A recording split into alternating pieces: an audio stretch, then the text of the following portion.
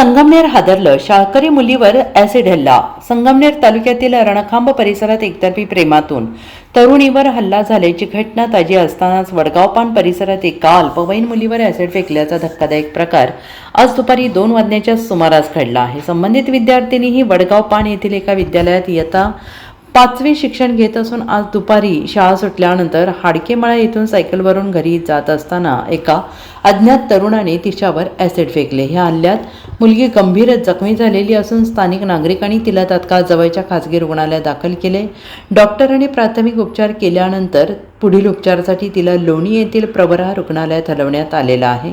तिच्यावर सध्या उपचार सुरू आहे. दरम्यान या घटनेचा पुढील तपास संगमनेर तालुका पोलीस करत असून हल्लेखोराचा शोध सुरू आहे.